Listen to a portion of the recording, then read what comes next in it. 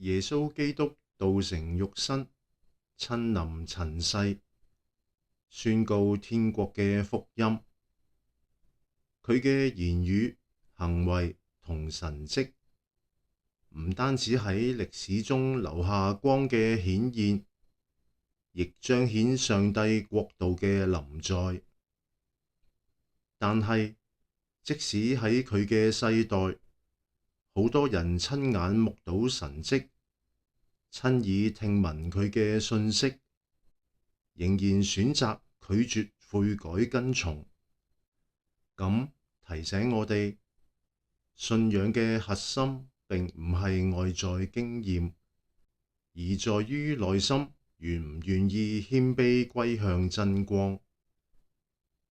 地理上嘅靠近神聖，例如前往以色列朝聖，並唔能夠取代屬靈嘅更新。真正嘅聖化，乃係恩典同回應嘅合一，係聖靈喺信徒心中雕琢同塑造嘅過程，而唔係感官嘅短暫震動。若人心剛硬，即使行走喺加利利湖畔或者耶路撒冷嘅聖殿遺跡，亦無法自動得着聖化。當代好多人將靈性經驗簡化為旅遊、影像或自我感動，撒旦嘅迷霧就藉此潛入，蒙蔽眼目，使人誤以為外在嘅景觀或宗教行為就係屬靈嘅成就。呢種偽光雖然耀眼，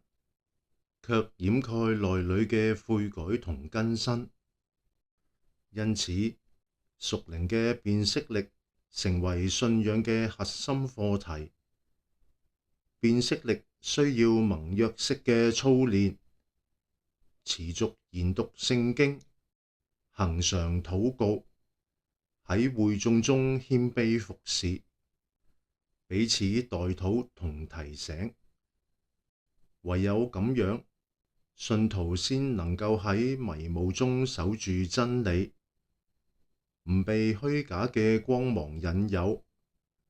並且喺靈命上持續成長。信仰並唔係孤立嘅個人旅程，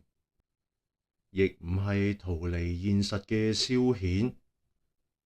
而係喺日常生活中實踐天國嘅價值。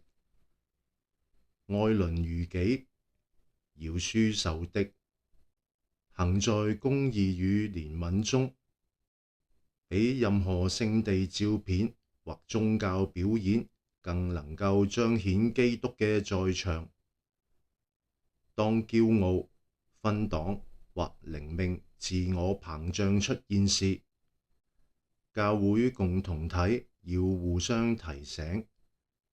引導彼此回到恩典之路。教會嘅聖禮與屬靈導師嘅陪伴，能夠將個人經驗置於大公信仰嘅脈絡，使靈命成熟，而唔係停留於短暫嘅情感高峰。信徒喺共同體中彼此扶持，彼此糾正，才能夠真正體驗天國倫理喺生活中嘅實踐。回歸那最初的光，並唔係一時嘅宗教熱情，而係每日喺十字架下嘅自我否定，同埋對造物主嘅委身。當信徒願意順服真理，放下自我，就能夠喺光中得着更新。如詩篇所言，耶和華是我的光，是我的拯救。信仰嘅旅程係持久而謙卑嘅操練，係喺生活中持續行走於真光之中，將榮耀歸畀嗰位創始成終嘅主。唯有如此，